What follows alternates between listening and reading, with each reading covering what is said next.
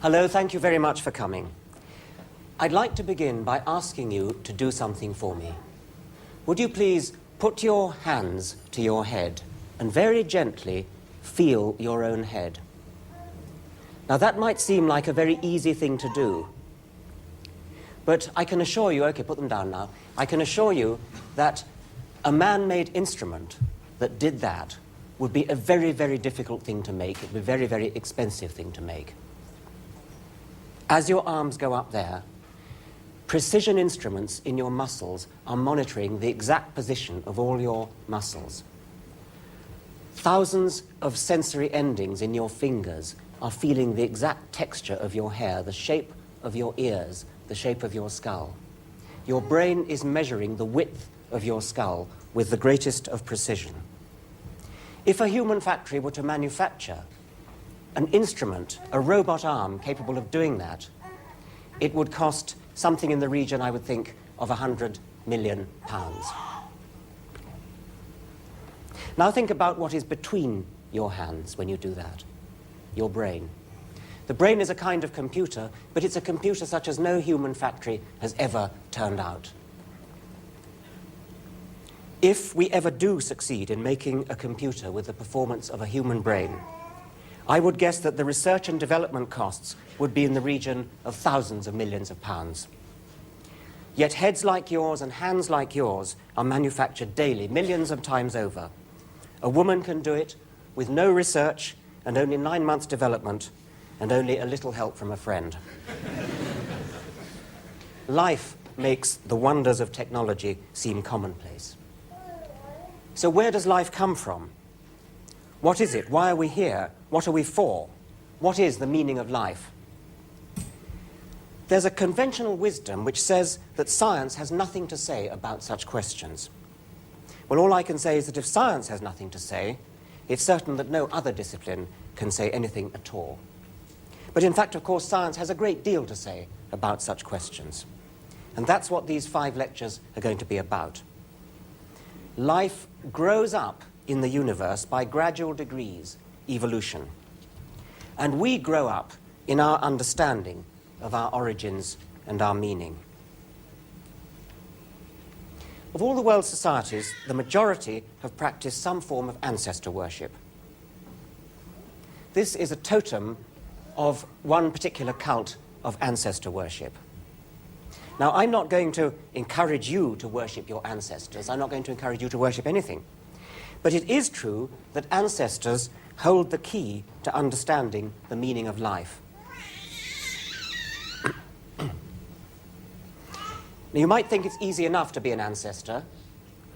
It's easy enough to reproduce, or relatively easy, but to become an ancestor, you've got to have descendants alive many generations hence. And that's more of a tall order.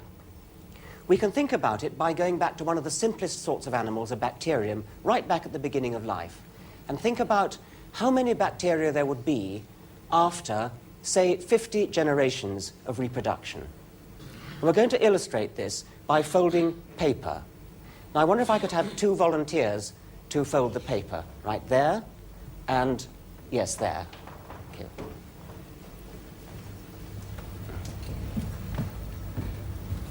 Come down here, please, and take the paper from Bryson.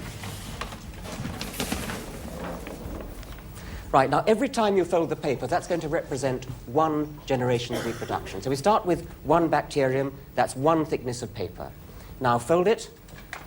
Yes, if you both go the same end, it might be easier. Now we've got 2. That's right. Crease it down there, that's right, fold it. And then fold it across this way. Thank you. And just go on folding it until you've done it 50 times. So what have we got to now? 4? 4 bacteria? Right, 8. 16. 32. Well, can't you do any more? Right, that's probably... All right, it looks as though they're not going to make it. We're going to have to resort to mathematics to calculate how thick that paper would be. OK, thank you very much. Do sit down. Okay.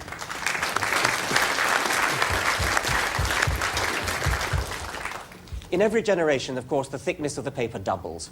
So we go 2, 4, 8, 16, 32, 64, and so on. We go on multiplying by 2 50 times. After we've multiplied by 2 50 times, what have we got? We've got a very big number indeed. We've got, in fact, 1,000 trillion, at 1 with 15 noughts after it. The sheet of paper is 1/10 of a millimetre thick. If you multiply that by 1,000 trillion, you end up with, I've got it written down here, 100 million kilometres. The thickness of the paper would take us out to the orbit of Mars. The number of bacteria after a mere 50 generations is that. But 50 generations is nothing to bacteria. They can get through 50 generations in a day. After about a week, bacteria, the number of bacteria would be more than 1 billion times the number of atoms in the known universe.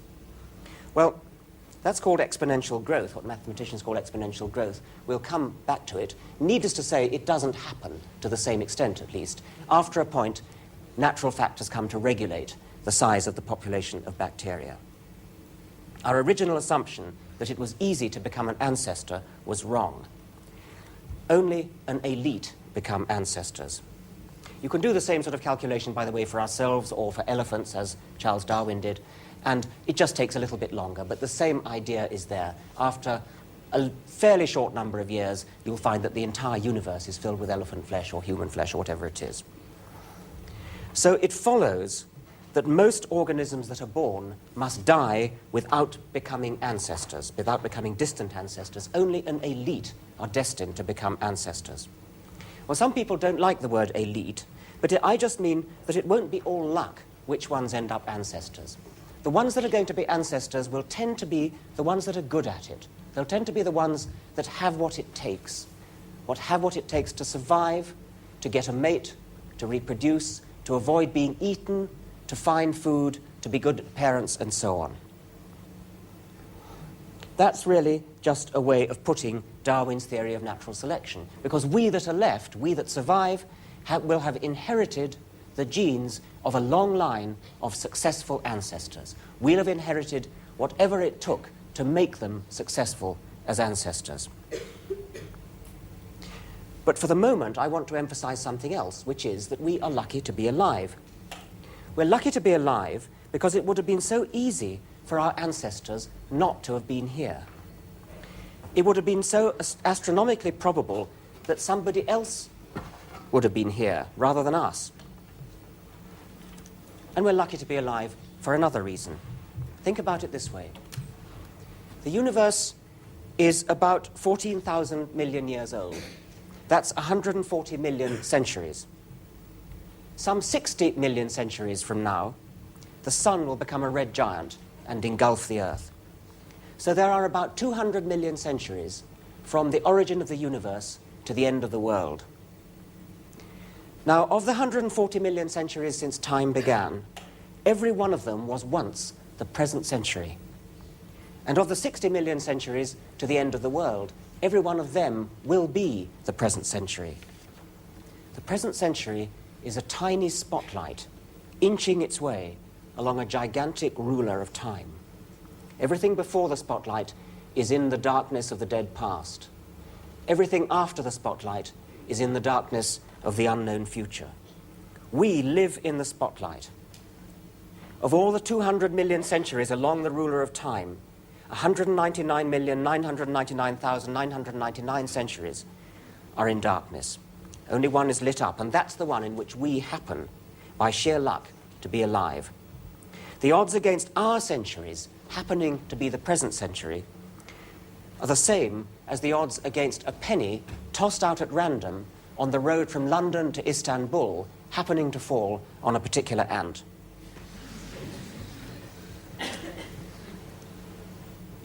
Well, in spite of those odds, you may have noticed that we are, as a matter of fact, here. And it really, of course, it's not surprising. We're here because we're the ones doing the calculation. If somebody has just done the calculation that we've just done, then that somebody, of course, has to be alive. Nevertheless, I do feel rather lucky to be alive, and for another reason, too. Now, the smoke going into the beam represent stars. Each particle of smoke represents one star. And you can think of the beam as a gigantic searchlight beamed out from space and signaling from our planet in the hope that somebody else on another world will pick up the message. We don't know how likely it is that there is anybody up there. We can say that if our message does hit another planet, then almost certainly it'll be so far away that if those people up there had a telescope looking back at us, then what they would be seeing is not us at all, but the dinosaurs that was here 65 million years ago. Or in other words, our message will reach people millions of years into the future.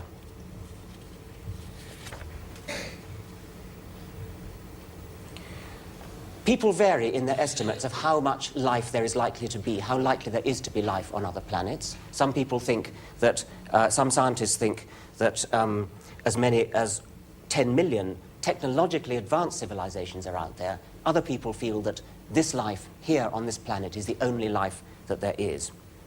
But even on the most extremely optimistic estimate, it's still true that most of those worlds out there are going to be deserts. Most of them are not going to have any life on them at all, nor even any possibility of life on them at all. Now imagine a spaceship full of sleeping, perhaps deep frozen explorers, would-be colonists of another world. Perhaps they're the last population of Earth, despairing that Earth is about to be destroyed, sending out a colony to look for another planet anywhere in order to carry on humanity. Imagine that the spaceship turns out to be almost unthinkably lucky. It does chance to arrive at one of the very, very rare planets capable of sustaining our kind of life, a planet of the right temperature with oxygen, and so on. The passengers wake up and stumble out into the light, and they see a beautiful world of waterfalls, green leaves, mountains, coloured animals and bird-like creatures flitting about. Can you imagine how it would feel if you woke up, perhaps after 100 million years of sleep in a spaceship, and found yourself on such a world? A whole new world, a world that such as you could live on, a beautiful world. You'd surely bless your luck in arriving on such a rare world, walk around in a daze, a trance, unable to believe the wonders that met your eyes and ears. Well, this will almost certainly never happen to us. And yet, in a way, it's just what has happened to us. We have woken up after hundreds of millions of years of sleep. Admittedly, we didn't arrive by spaceship, we arrived by being born. But the wonder of the planet, the dazzling surprise of it, is the same, whether we arrive by spaceship or by birth canal. We are amazingly lucky to be here, privileged, and we must not waste that privilege. Here, it seems to me, lies the best answer to those narrow-minded people who are always carping on about the use of science. The founder of these Christmas lectures, Michael Faraday, was once asked by the then Prime Minister, Sir Robert Peel, what was the use of science? Sir, Faraday replied, what is the use of a baby?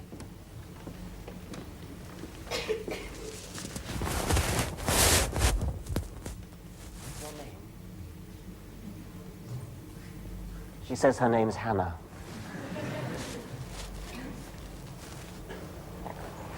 Faraday said, what is the use of a baby? And I've always thought that what he meant by that must be that a baby has such potential. It may not be able to do very much now, but it will be able to do a lot. But it's also possible that what Faraday meant was that there's no point in bringing a baby into the world if all that it's going to do is work to go on living and work to go on living again. If that's all the point of life, then what are we here for? There's got to be more to it than that. Thank you very much.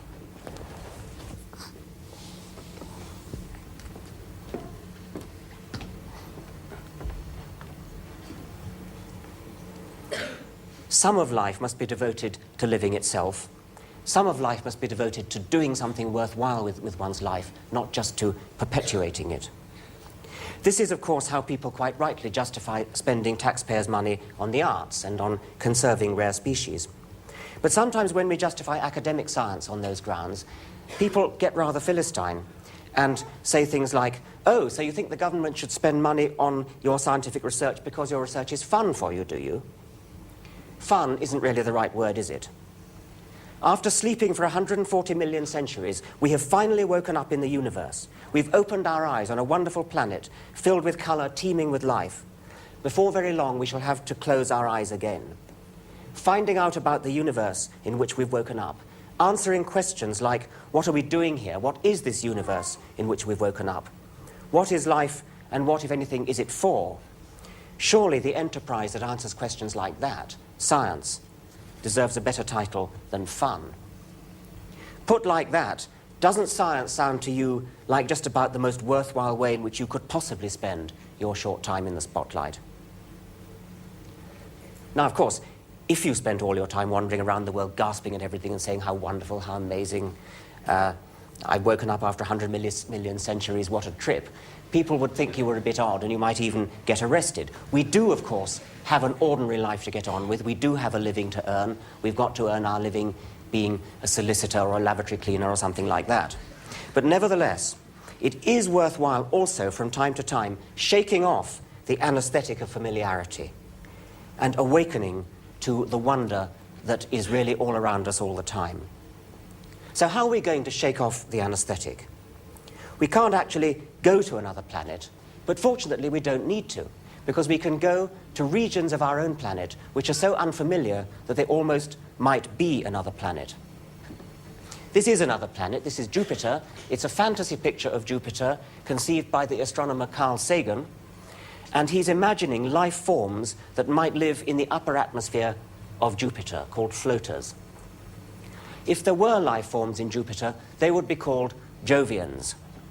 So let's use the word bijovians for creatures on this Earth that are so odd that they might almost be from another planet. Here, for instance, is a deep-sea fish. You would have to go on a long journey in a submarine or in a diving suit to see that fish. This is exactly the same species of fish. The only difference is that this has just had a meal and that hasn't. That's looking for a meal, as you can tell from its ravening jaws. These creatures look pretty monstrous to us. I suppose by their standards, we might be thought monstrous. This one is another deep-sea fish. This has a luminous lure made by bacteria, luminous bacteria, and it uses this as a bait to lure prey into its vicinity. It then slams its fishing rod down into the vicinity of its jaws, opens them, and gulps in the prey. A very weird bijovian creature.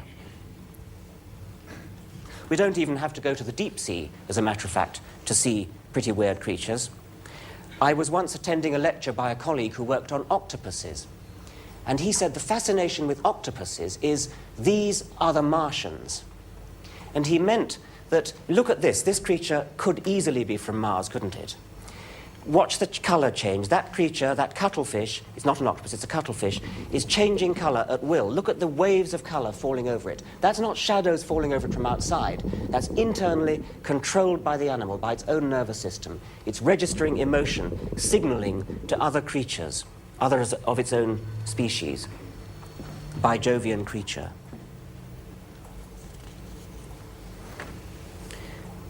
We don't even have to go to the sea at all. These are all insects. They all have the same basic insect body plan, which they inherited from a common insect ancestor which lived about 350 million years ago. They all look like insects because they've inherited those attributes. They all have a head, a thorax, an abdomen, but in this case it's enormously elongated to look like a stick. Here, the same body is flattened out in this bug. Again, the head, thorax, abdomen, 3 pairs of legs, antennae, wings. Here, butterflies, the same basic body plan, pulled and stretched, kneaded into different shapes. But basically, the same shape. They've never quite shaken off their ancestral influence. But we were talking about shaking off our anesthetic of soporific familiarity. And another way to achieve the illusion of waking up on a distant planet is to shrink ourselves, to go on a different kind of journey, to a much smaller scale than we're used to. This is a dust mite. It's the sort of thing that you've met often in the carpets of your own home, but didn't know it. It's hugely magnified by an instrument like this, which is a scanning electron microscope. And we can use the scanning electron microscope just as though it was a telescope pointing at some distant planet. So strange are the sights that it shows us. I think we have a volunteer to work the electron microscope. Now, your name is? Louise. Louise. Do sit down, Louise. Now, on the screen at the moment, we have what looks like a jungle. We can think of it as a jungle on another planet. Now, you know how to work the joystick and navigate around. You also know how to zoom out and in. What about zooming out and seeing what this jungle really is? OK, let's go slowly. Now, there's some curious rounded objects there. Go further. Two little patches of rounded objects. Go further. Go on. Right, now I think what we're seeing is the head of a mosquito. There are the compound eyes, lots of different facets of the compound eyes on either side. In the middle are the sockets of the antennae. Zoom out further. And again. And there's the whole head. You can see the whole round head with the sockets for the antennae and the rounded compound eyes with all the different facets. Now perhaps we can navigate to a different insect. Yes, the machine has been pre-programmed to move now to a different part of this strange landscape. And I hope we're going to see something else in a minute. What's this here? Looks like another jungle. So let's move around and explore what we think it is.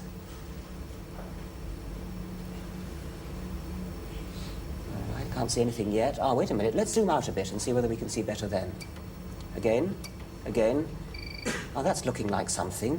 I think that's a pair of wings off to the left side, isn't it? So I think that might be the thorax of an insect of some sort. Let's try moving that way and see what we see.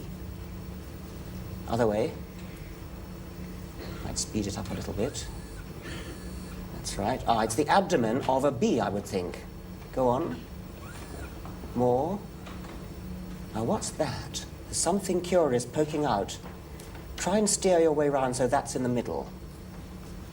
Other way. And then down a bit. Now zoom into it.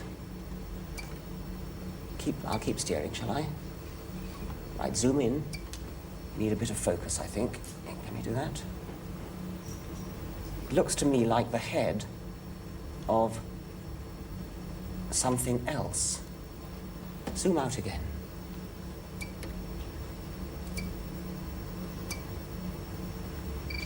What that is, as a matter of fact, is a tiny parasite. Thank you very much indeed, Louise.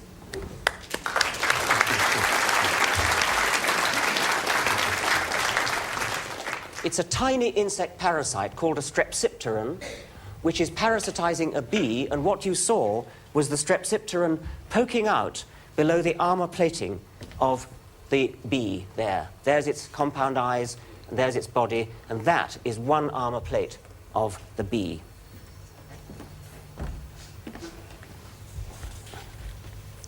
So we've been on a journey using the scanning electron microscope to the world of the very small. And that's another way of capturing the strangeness of our own world. Yet another way is to go into our own bodies and look at the detailed structure of our own bodies. For example, this is a picture of a human brain. And each of these black things is one brain cell. And you can see how many there are. There are only a tiny fraction of them stained to be seen here. And the bewildering forest of interconnections between them. The total length of nerve cells in a human brain, if laid end to end, would stretch right round the circumference of the world, not just once, but 25 times. Well, that's not in itself a very interesting fact. For one thing, if you actually did that, and you sent a message from one end of this vast, great nerve to the other, it would take about 6 years to get to the other end of the nerve. What's truly impressive about the nervous system is not the sheer number of elements, but their connectedness. The complexity of the connections is truly awesome. Here is just 4 or 3 nerve cells, and these are the connections between them. There are about 2,000 wires connecting each nerve cell to each other nerve cell. So the total number of connections in the brain must be about 200 million. To put that into perspective, if we assume that each of those connections is equivalent to 1 switching unit of a computer, this gives the brain about 10 million times as many switching elements as a typical desktop computer. Brains are impressive because of the number and connections of their cells, but there are lots of other different kinds of cells in the body, and they all have the same basic structure inside. This is a typical animal cell, a model of a typical animal cell. And it's not just a bag of juice, it's filled with membranes. It's got a structure, an internal structure. Each of these blue things here is a membrane. And every cell has them in large amounts, such that the total area of membrane inside a typical human body is about 200 acres. That's a good-sized farm. What are they all doing? Well, they aren't just sort of stuffing or folded wadding. Those membranes, in many cases, are chemical factories, particularly the ones in these bodies called mitochondria, the orange ones here. They are made of membrane, and in those membranes, in every bit of those membranes, is going on chemistry. They are chemical factories. This here is a map of the chemical reactions in every cell. Mind-bogglingly complicated, stupefyingly complicated. Every one of these arrows is one chemical reaction. Yet all of that is going on all the time inside the membranes of every mitochondrion in every cell in you. And the number of mitochondria in which that's going on all the time is such that if you laid all your mitochondria end to end, they would go around the world not once, not 25 times, but 2,000 times.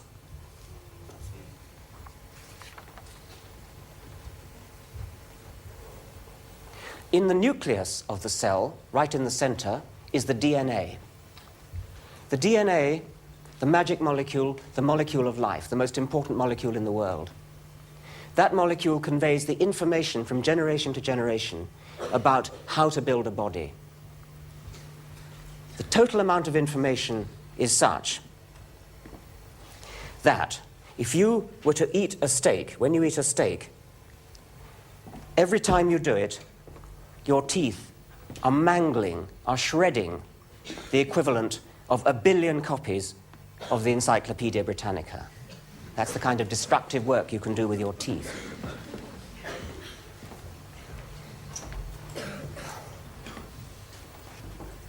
Hemoglobin is the molecule that carries oxygen in the blood. You can see it, the shape of it is complicated. It's very complicated, and what's remarkable about it is that the same shape is going on all the time in all the different molecules. That you can think of the hemoglobin molecule as rather like a truck for carrying oxygen. Each hemoglobin molecule drives around carrying oxygen from one part of the body to another. It's a vehicle for carrying oxygen. But I've just got 6 little trucks here. What's remarkable about hemoglobin is that the number of them in your bloodstream is not just 6, it's 6,000 million. And they're all very complicated, they all look like that, they all look exactly the same as each other. And they're all being destroyed and new ones being created all the time in your blood at a rate of 400 million every second. Another way to shake off the anesthetic of familiarity, another way to experience something a little bit like going to another planet, is to go on another kind of journey backwards in time on our own planet. The best way to do this would be with a time machine, but even Bryson Gore and the Royal Institution can't lay on a time machine for us, so we have to use fossils. One of the most difficult things to grasp about fossils, like this trilobite here, is how old they are. You can have no conception how old that animal is. In case that sounds patronizing, let me rephrase it. I can have no conception how old it is. I can tell you in words how old it is. It's about 500 million years old, perhaps a bit more. But to tell you in words, and really to understand what that means, is another matter. Our brains have evolved to comprehend the timescales of our own lifetimes. We can understand seconds, minutes, days, weeks, years, even centuries we can understand. When we come to millennia, thousands of years, our spines start to tingle. Epic myths like Homer's Odyssey, tales of the Greek gods, Zeus and Apollo and the others, the Jewish heroes, Moses and Joshua and their god Yahweh, the ancient Egyptians and the sun god Ra, these all give us an eerie feeling of immense age. We feel that we're peering back into the mists of antiquity. Yet on the timescale of this fossil, those mists of antiquity don't even count as yesterday. This is a cuneiform tablet from Mesopotamia, somewhere around the 7th century BC. It's, let me see, my cuneiform's a bit rusty. Yes, it's a legal document on the sale of some land near Nineveh. Yes, that's right. This here is another thing that gives one the same feeling. This is a Bronze Age warrior's mask that was dug up in the last century by a famous 19th century archaeologist, Schliemann. And he said, "I have gazed upon the face of Agamemnon." Now, this, as a matter of fact, it wasn't the face of Agamemnon, but he thought it was. And to him, that was his way of being awed at the immense age of it. He was feeling himself going back through those mists of antiquity. Let's try to get a feel for how old things really are, and then try to fit our trilobite onto the same scale.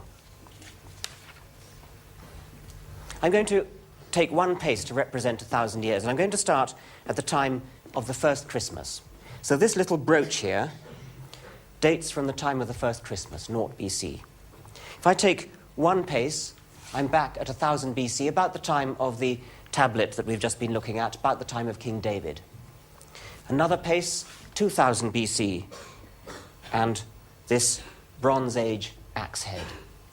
Another pace, 3000 BC, about the time just before the building of the Egyptian pyramids. Another pace, this piece of pottery, 4000 BC, about the time when Archbishop Usher calculated the beginning of the world and Adam and Eve. But we've hardly started yet. We've got a long way to go.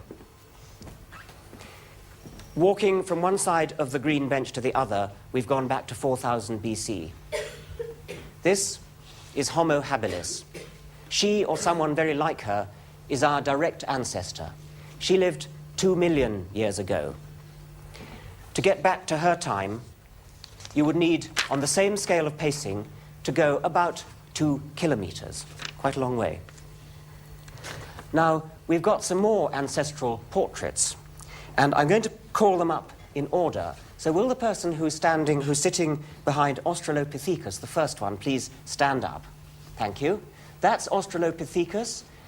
He is probably a direct ancestor of this one. He lived about 3 million years ago. So we'd have to walk 3 kilometers to get to his time. Now the next person, please. Thank you. That's Ramapithecus. That would be possibly an ancestor not just of us, but also of all the great apes. And he's about 14 kilometers away on our scale. The next one, please. Thank you. That's an early primate. And that, to get to that one, you'd have to walk to about Hemel Hempstead to get to the age of that creature. The next one, please. An early mammal about Luton, that distance. Next one. An insectivore with the little millipede in its jaws. Maybe Newport Pagnell. The next one, please. That's an early mammal-like reptile, and its distance is about Manchester. The next one. An amphibian. Middlesbrough. And the next. Right, that's a fish just coming out of water, just leaving the water and coming to the land, and its distance is about Carlisle. And I've left... Do sit down now, thank you very much. Those are all your ancestors.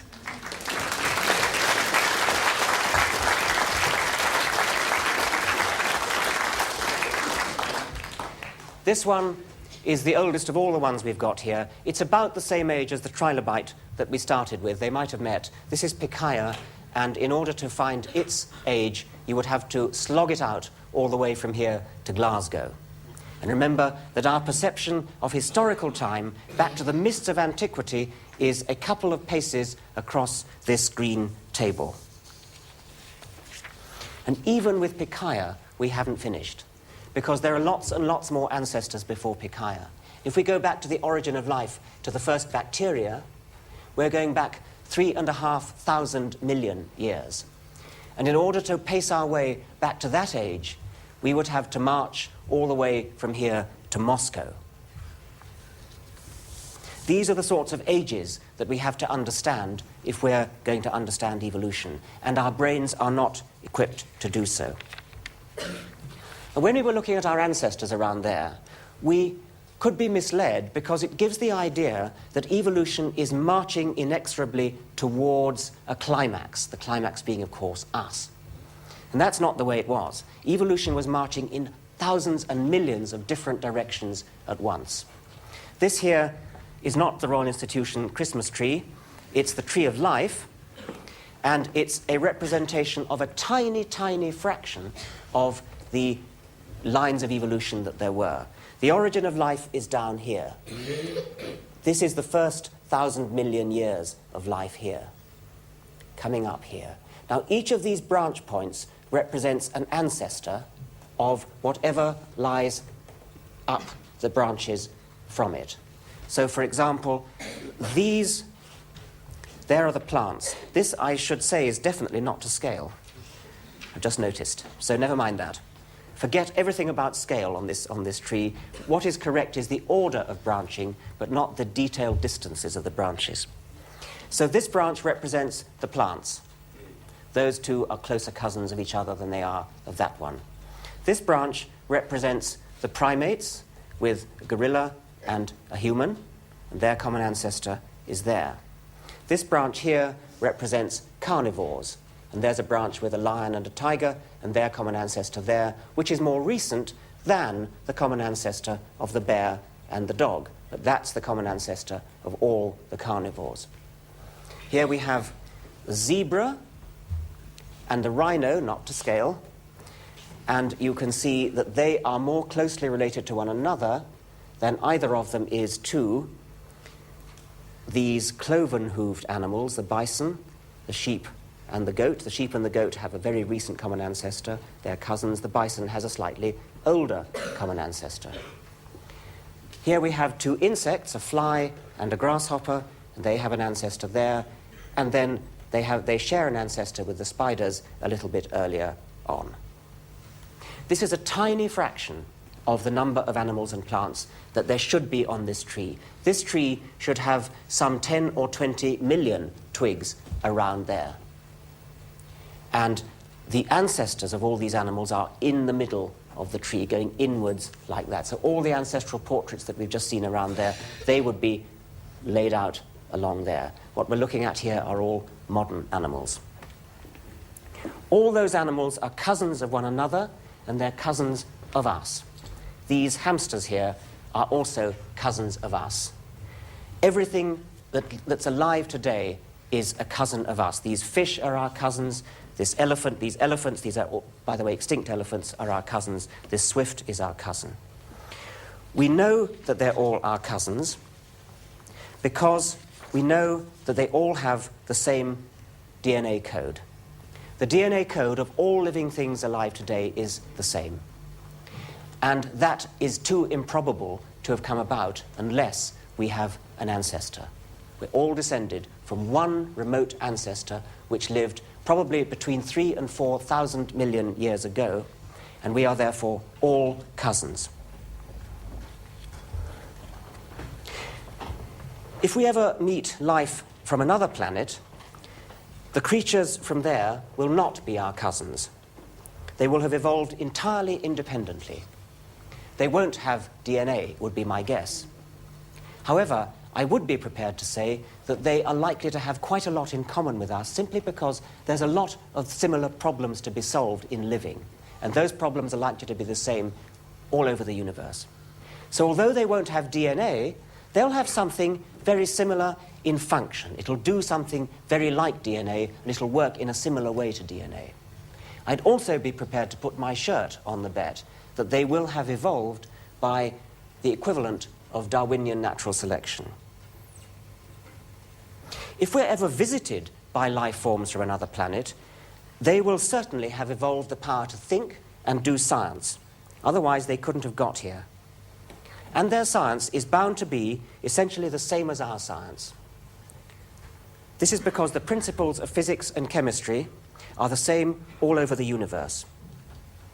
They'll have the same values of the constant pi as we have. They'll have Pythagoras' theorem. They'll have relativity, although they won't attribute it to Einstein. They'll probably find us pretty childish, but they'll be quite kind about our science. They'll pat us on the head and say, well, what you know about the universe is pretty much correct. You've got a lot to learn yet, but you're doing fine. Keep it up. That's what they'd say if they were talking to our scientists. What if they were talking to our best lawyers or literary critics or theologians? I doubt if they'd be so impressed. They might be their anthropologists, the equivalent of their anthropologists might be interested in us, but they would be bound to notice that our cultural beliefs are very local and parochial, not just by their standards, their universal standards, where they certainly would be, but even by our own standards.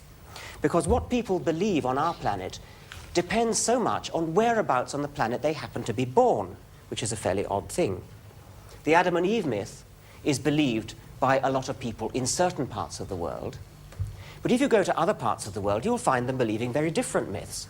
This is a Hindu myth, which is also very beautiful, and there are other Hindu myths as well. This is another Hindu myth of churning the milk of the ocean with a churn, gods and demons churning an axle with a turtle on the bottom, and out of the ocean came, as butter comes out of milk, came all living creatures.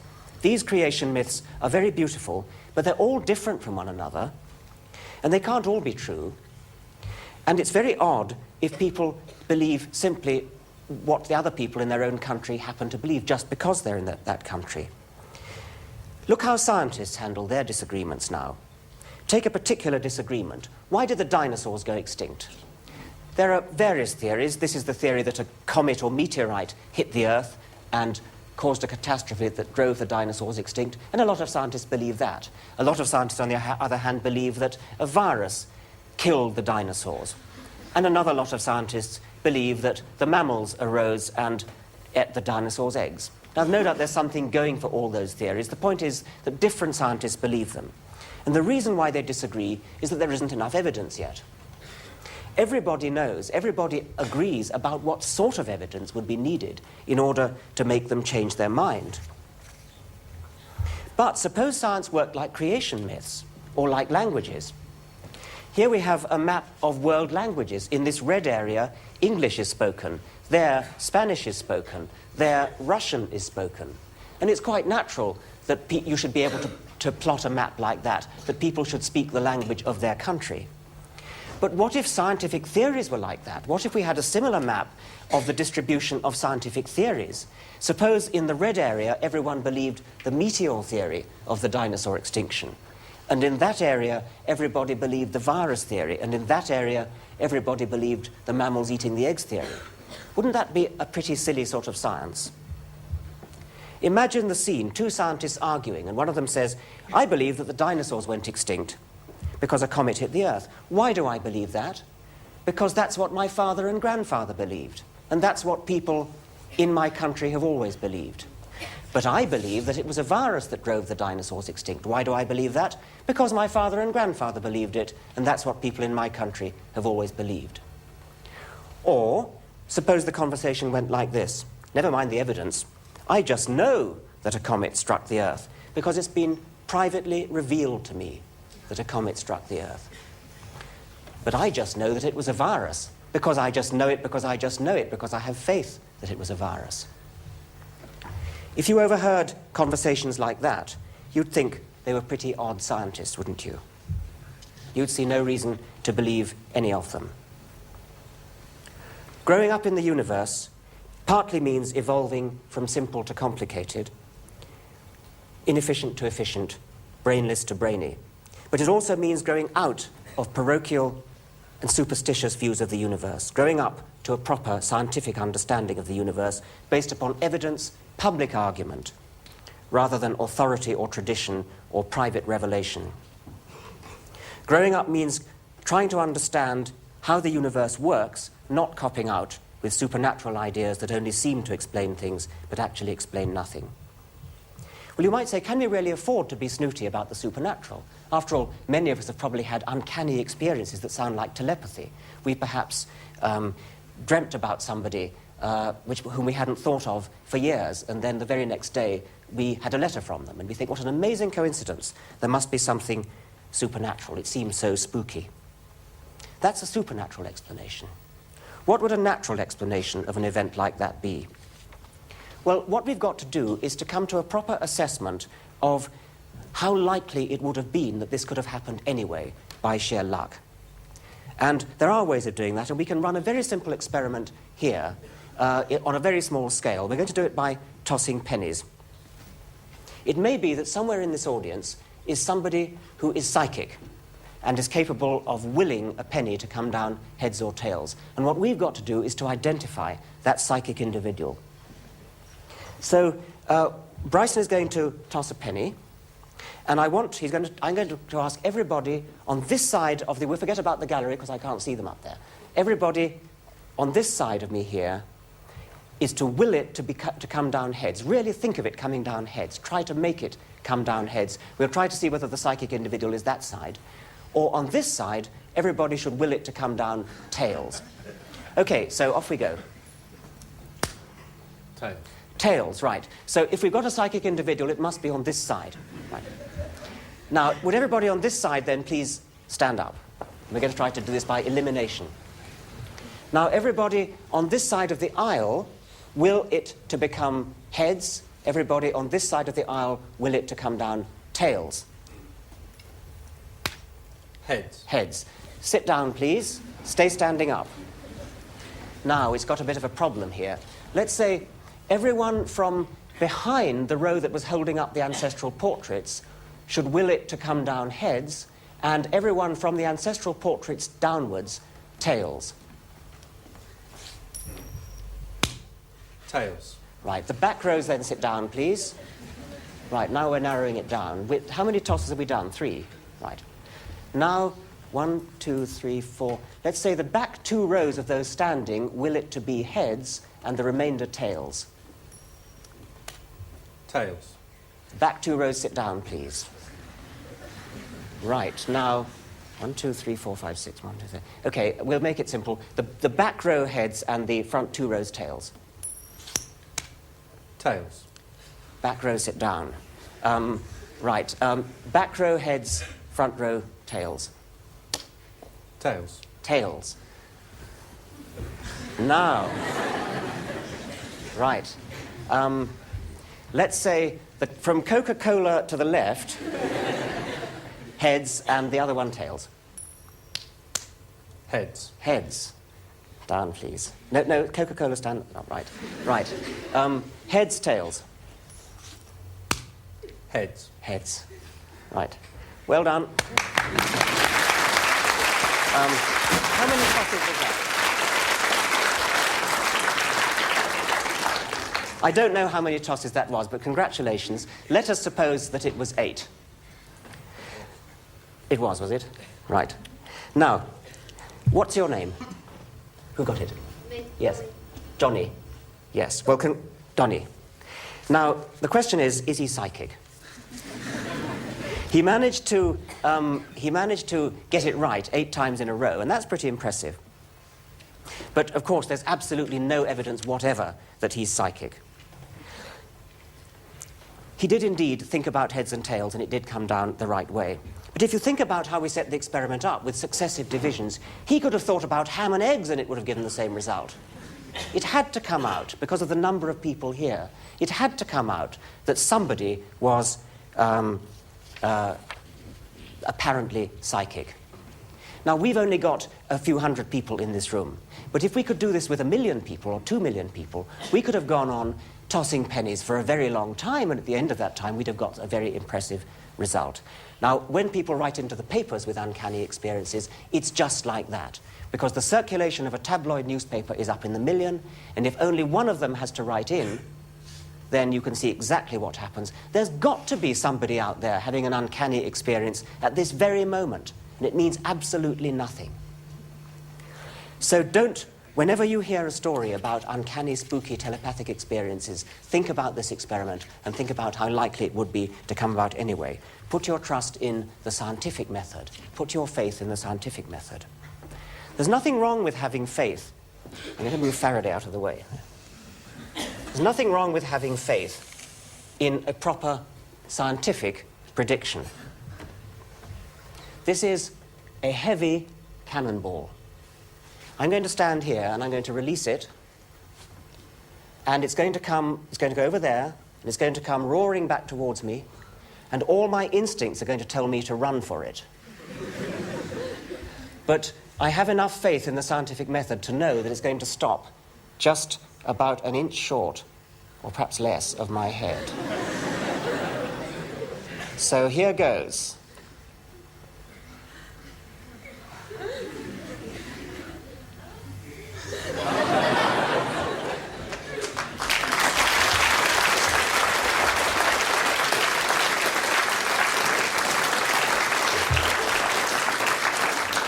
I felt the wind of it. The Nobel Prize-winning scientist Sir Peter Medawar, in a book written jointly with his wife, wrote the following: "Only human beings guide their behavior by a knowledge of what happened before they were born and a preconception of what may happen after they are dead. Thus, only humans find their way by a light that illuminates more than the patch of ground they stand on." Well, that's all for today. In the next lecture, I shall be turning to the problem of design and the difference between genuinely designed things like that electron microscope and apparently designed things that are not really designed, like this elephant and like this swift. Thank you very much.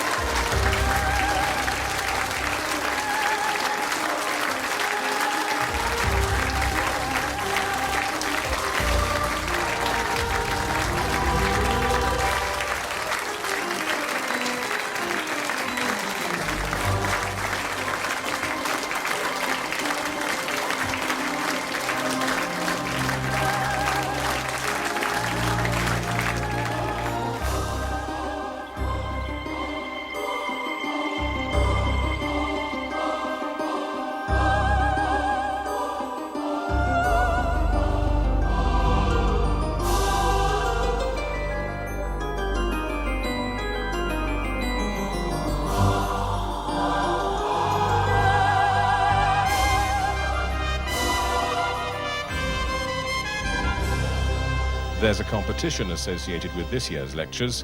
For details, please write to the Royal Institution, 21 Albemarle Street, London W1X4BS, marking your envelope competition.